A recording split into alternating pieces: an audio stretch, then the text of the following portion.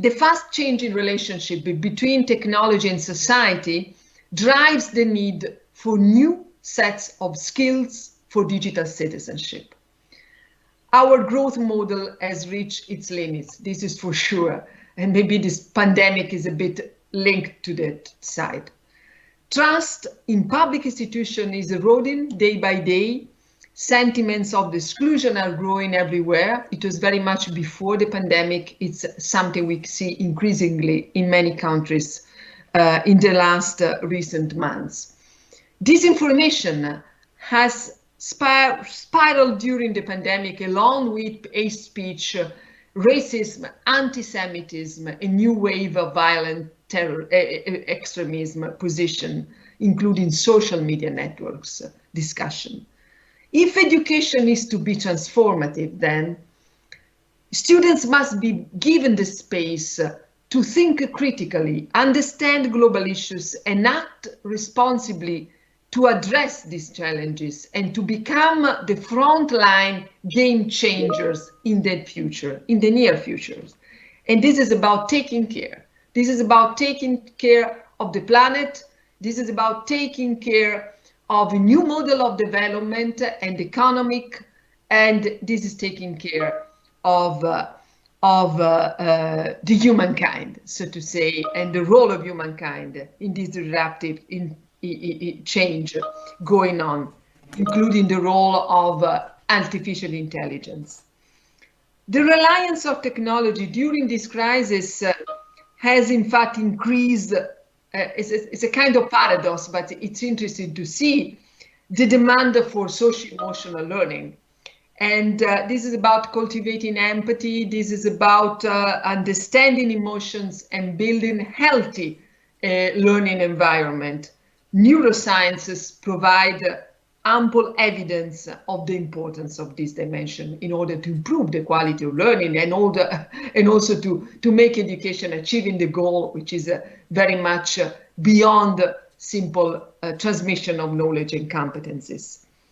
This brings me to another point, the more important point, the ethical dimension of learning, both to address global challenges and to cohabit with artificial intelligence and the importance of data. Scientific literacy has become vital to fight disinformation and the denial of scientific knowledge and the importance of science society. Education for global citizenship and sustainable development give students the ability to address these new dimensions of their own living together. And these programs promoted by UNESCO since the launching of the 2030 Agenda and SDG 4 are now more than ever essential to create a new kind of awareness and to change behaviors, to move from knowledge, awareness, action. And they also build resilience, developing a sense of responsibility and personal agency to create change. The updated curriculum we are launching tomorrow, I wish to recall that think critically, click wisely, media and information literate citizens is a nice contribution to strengthening resilience and to fake news and that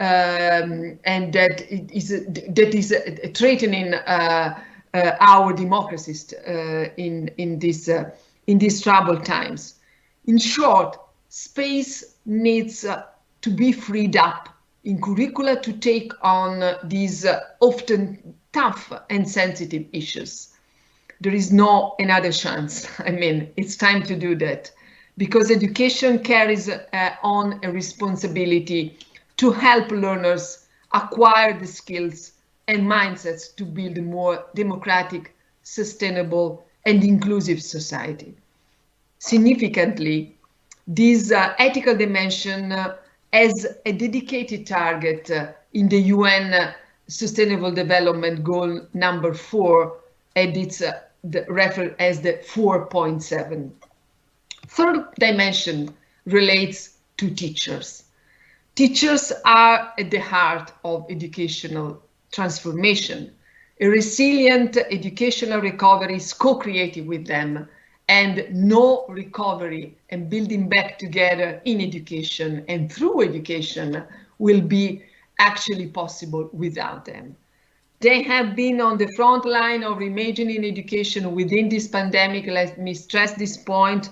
UNESCO, from the beginning, started to advocate for that and for supporting teachers as much as possible, including prioritizing them in vaccination campaigns. And some countries are following a bit our call for action. This year, we partner with the OECD to take stock of teacher innovations that were making a difference across the world. Those kind of innovation in action from a bottom-up perspective, which is so important to take stock and capitalize and building on. The Global Teacher Insights initiatives invited teachers and school leaders to submit videos and testimonies on innovative responses they have had developed in response to COVID-19. The scope is wide and goes very far beyond street academic learning. Now, teachers must be supported really concretely with professional development and peer learning opportunities. And to take up of technology implies new pedagogical practices. As the winner of the Global Teacher Prizes, Ranjin Diesel said at one of our events, this international meeting organized over the past few months, when you conduct online classes, you cannot go to traditional way of teaching. You need more project-based learning, together with creativity, critical thinking, skills, with the clear goal to make sure that every student is learning. I'm sure many of you are very much familiar with this kind of vision. Well, the education systems best prepared to respond to crisis will be those capable of valuing and valorizing their teachers, granting them more autonomy, giving them the conditions to work collaboratively and to grow up in the profession.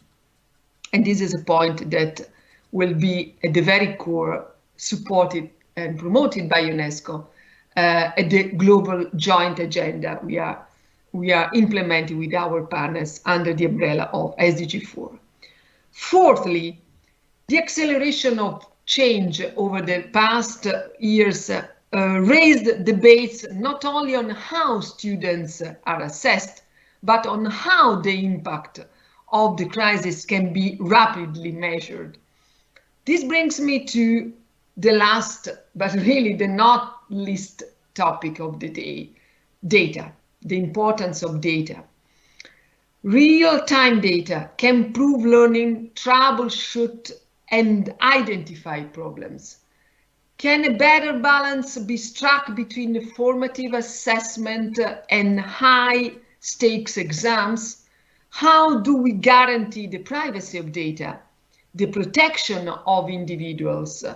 The crisis has opened a real window on what and how to measure, including creativity and the socio-emotional side I mentioned before. Well, having said that, finally, it's about listening to students themselves. And it's not, let me say, a rhetorical message that we usually keep on the screen or we mention between us at the end or at the beginning of some meetings. In a survey conducted earlier this year by UNESCO, educational emerged overwhelming as a top function to address global challenges, from climate change to violence and conflict to discrimination and inequality. And the majority of our participants to the survey were young people and young leaders. Our Futures of Education initiative, which has been launched a bit pioneering this topic 2 years ago now, more, 2.5 years ago.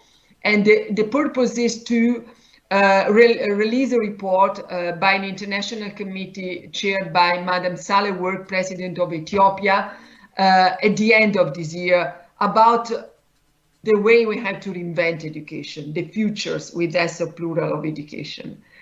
And this initiative is leveraging technology to canvass the voices of youth and their aspirations around the world. And I kindly invite all of you to click on the UNESCO website and be an active part of the process. Well, this crisis, to conclude, has said very much more on education that, I don't know, the previous 10 or maybe 10 years, or maybe 20 years. And has asserted how much education matters for societies, matters for development, matters for families and parents, matters for social cohesion and better development. We cannot repeat enough that schools, universities, and other learning institutions are centers that nurture human relationships and learning relationships. And this is maybe the new horizon of reinventing education around a broader mission, so to say, which is a bit beyond a traditional model of transmission of knowledge and giving skills and competences to the next generation. I thank you very much, and I wish a fruitful discussion and inspiring discussion today.